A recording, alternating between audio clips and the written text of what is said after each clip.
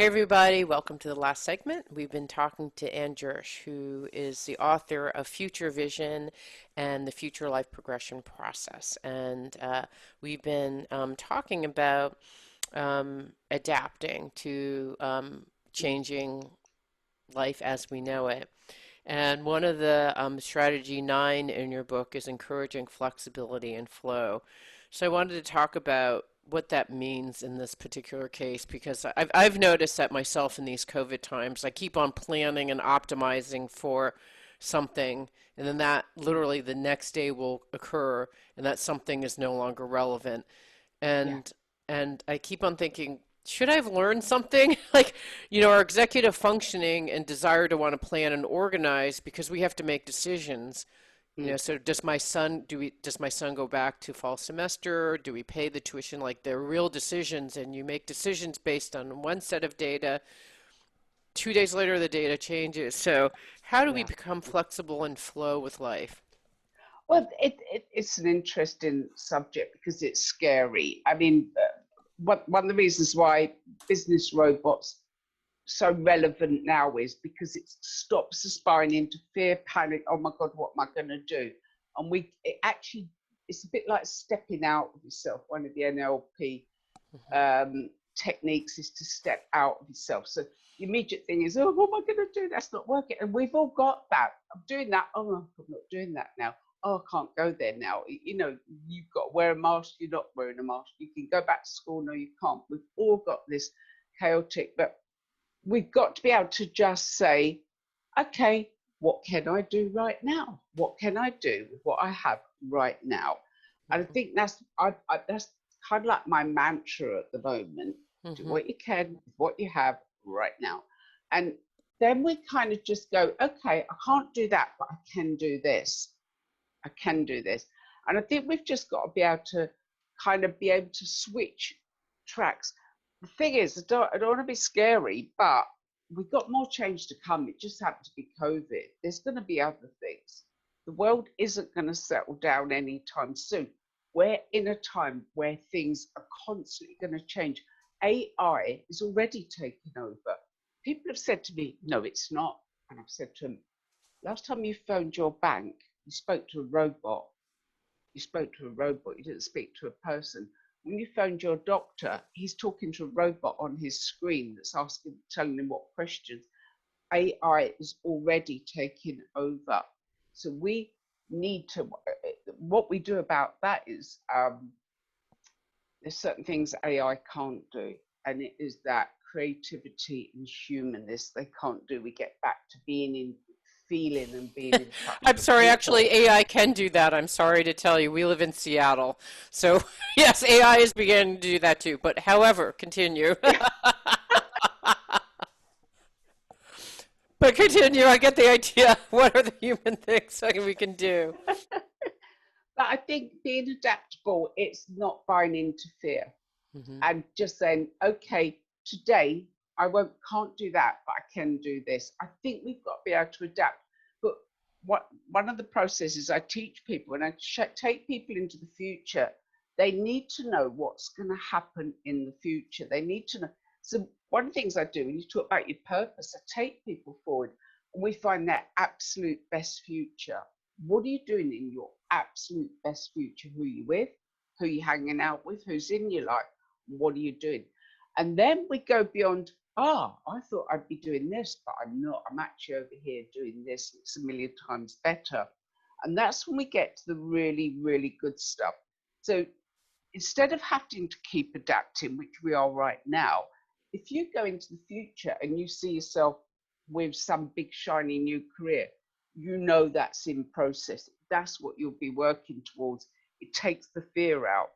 Now, you've got quite a logical brain. You're interested because you jump from left to right side of the brain and watching you doing it. So you get a bit of instinct and you go, oh, I've seen myself on stage. And then your left brain kicks in and this is what you go, yeah, but why would I do that? It's Right. quite interesting watching the process.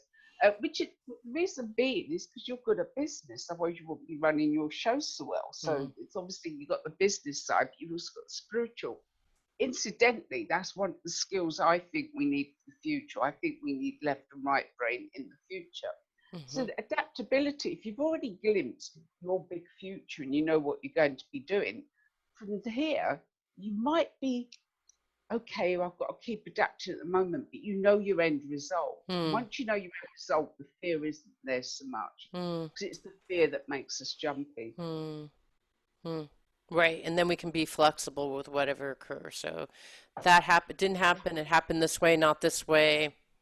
You know, Yeah. I wasn't I didn't know that, like in your case, I didn't know that someone at in this wedding would actually offer me a book deal, right? It's not, Yeah. if you were like, oh no, we're in a wedding, we shouldn't be talking business, we're here to celebrate the couple, then Yeah. that would have been a very, but because you were in flexibility and flow and like had this planted in your head, um, and you saw the vision that you were going to write these three books and you knew the title, you could say Yeah. with confidence, yes, it's, intuition, instant intuition. And so that I think you're flexibility. really right. I think you're really right with what you said. I think if I hadn't had that vision, I'd have just not, I wouldn't have Yeah. answered him well. It would I have been would like a, have, like that's yeah. how would I would have Oh, been well, if I've I hadn't. thought of it. Yeah. I'd Yeah. have just rambled on about, yeah, I've been thinking of writing a book, but I haven't. Whereas I could say to him, yes, I've got one in process, and he could say, bring it to me. You're right. I hadn't thought of it that way, but it's absolutely true. It's almost like once you know the end result, the pieces start to fall into place and you start to work towards it. The other thing is you stop wasting time on the wrong thing. And Mm, we've got such a problem these days.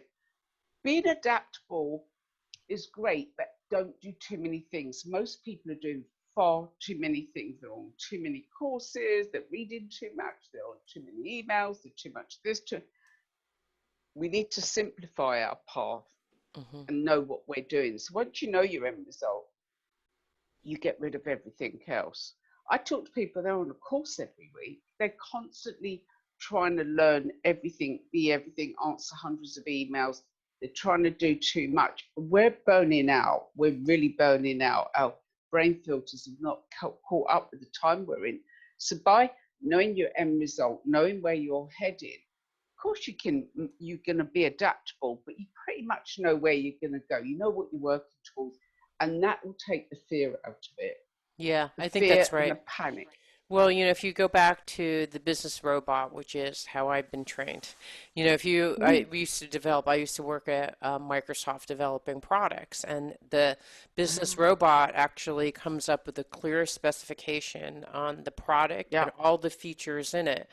So Mm, when someone says, "How about doing this?" You're like, "No, this is the product and this is what we're doing," because you had very specific guidelines, three mm, books publisher, so you had a very specific guideline. So when someone yeah. said, actually, we'd like you to do like a recording label, or like we'd like you to do, 7 books, you may be like, well, let's see. But you wouldn't you keep open, but it's if it's Mm, like, well, that may be too much, or who knows, but it's basically being flexible enough to keeping your mind open, but then also being sure enough about your vision to swat stuff out that doesn't fit. yeah, yeah, absolutely. We hedge our bets. We juggle too many things. And people, especially therapists, will call it their toolbox. They're trying to learn loads and loads and loads and loads of different things. They're trying to learn stacks of things. And their brains are burning out and they're not mastering anything.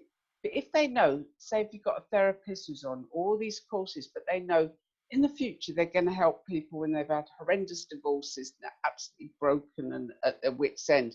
They go, that's what I'm going to do. All that studying, you put it to one side. I'm going to learn the odd skill. It's about that person. Mm, It's about what I do for that person. mm, All of a sudden, you don't need hundreds of techniques. You right, don't need hundreds of them because it's about you focusing on that person. And that's the bit we miss. But when you know that's going to be your future, you'll only learn what you need.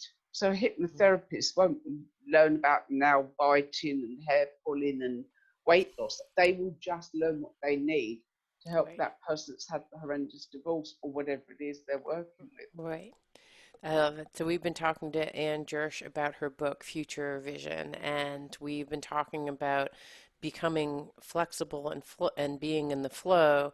In addition to the three other segments where we're talking about finding your tribe, finding your purpose, and then also figuring out how we can be more adaptable during probably a very long stretch of time when we're going to have to be.